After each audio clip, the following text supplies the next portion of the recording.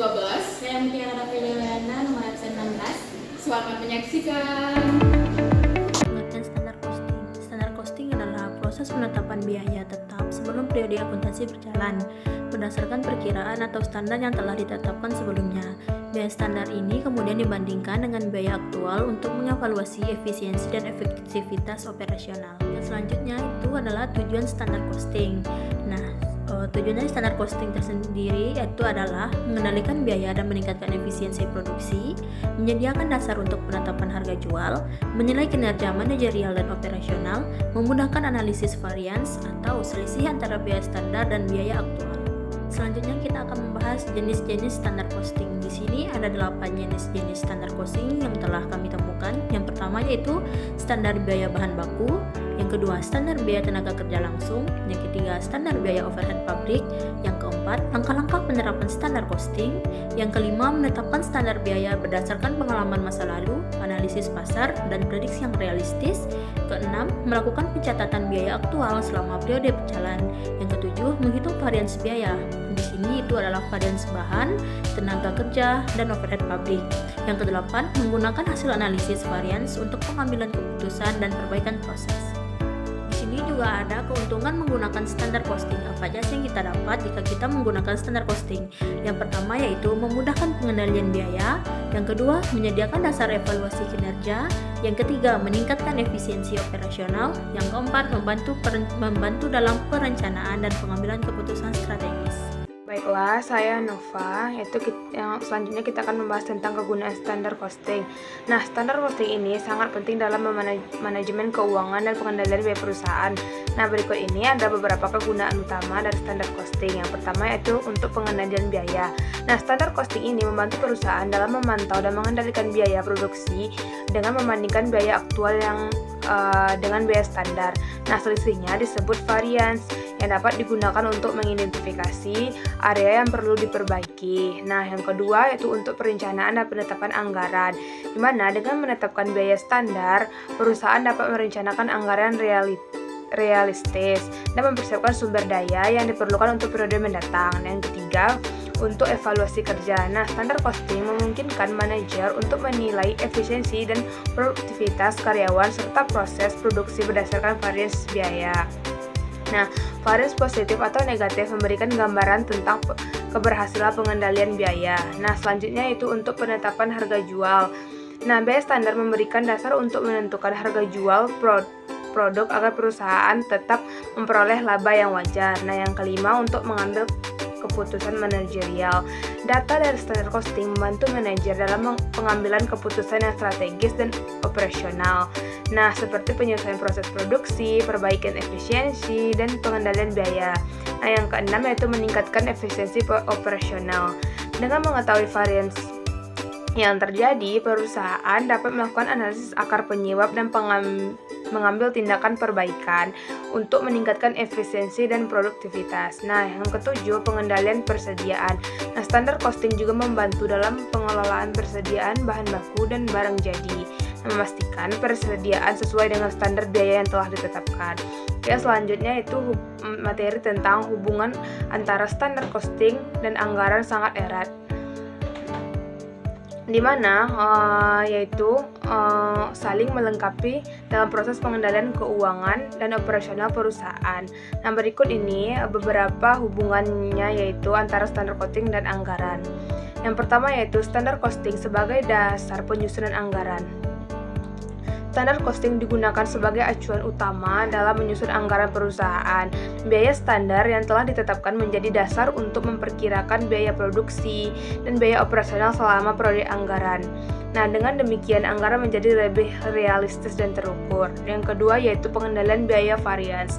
Nah, selisih antara biaya aktual dan biaya standar atau variance digunakan untuk mengevaluasi kinerja dan efektivitas pengendalian biaya. Nah, anggaran membantu perusahaan dalam menetapkan batas-batas varians yang dapat diterima dan memonitor pencapaian target keuangan.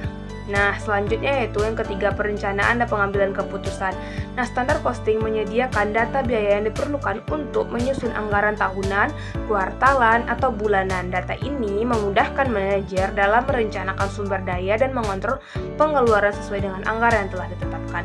Nah, selanjutnya itu penggunaan bersama dalam pengendalian manajemen.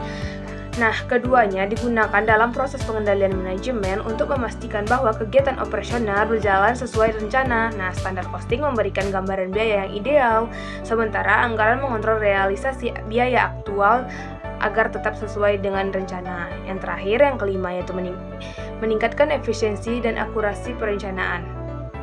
Nah, dengan menggabungkan standar costing dan anggaran, perusahaan dapat melakukan perencanaan yang lebih akurat, mengidentifikasi penyimpangan sejak dini, dan melakukan tindakan koreksi secara tepat waktu. Oke. Nah, selanjutnya kita masuk ke materi penentuan jenis-jenis standar. Penentuan jenis-jenis standar ini merupakan langkah penting dalam proses pengendalian biaya dan manajemen keuangan perusahaan. Berikut adalah jenis-jenis standar yang umum digunakan. Yang pertama adalah standar biaya atau standar cost. Ini merupakan perkiraan biaya yang seharusnya dikeluarkan untuk memproduksi satu unit barang atau jasa sesuai dengan tingkat efisiensi dan produktivitas tertentu. Standar ini biaya ini digunakan sebagai patokan dalam pengendalian biaya dan penetapan harga. Yang kedua adalah standar waktu atau standar time. Ini merupakan waktu yang seharusnya diperlukan untuk menyelesaikan satu proses kerja atau satu pekerjaan tertentu.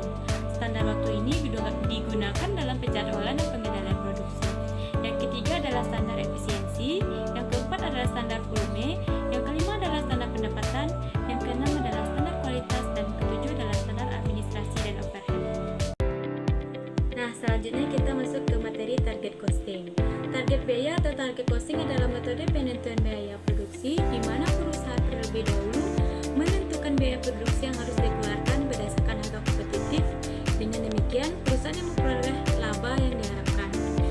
Adapun karakteristik target costing itu adalah yang pertama itu perencanaan, yang kedua adalah perencanaan biaya, yang ketiga adalah orientasi perusahaan, dan keempat adalah produksi barang.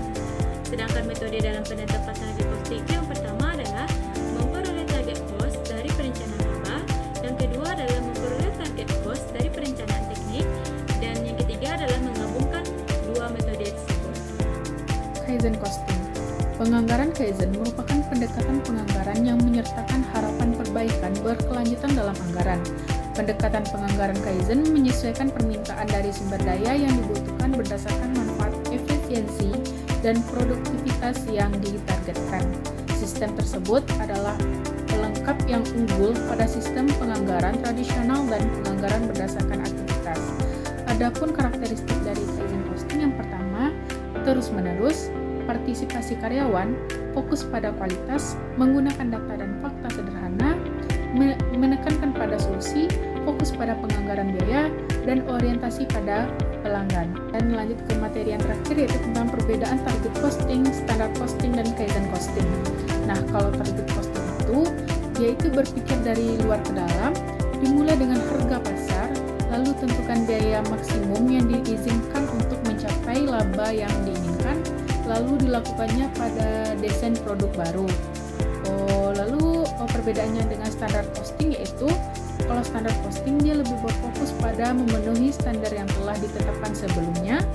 Tujuannya adalah membandingkan biaya aktual dengan standar untuk mengendalikan varians.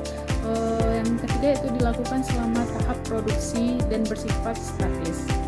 Dan yang terakhir yaitu perbedaan dengan Kaizen costing, dia itu berfokus pada perbaikan kecil secara terus-menerus. Tujuannya adalah mengurangi biaya aktual secara bertahap, dilakukan selama tahap produksi produk yang sudah berjalan.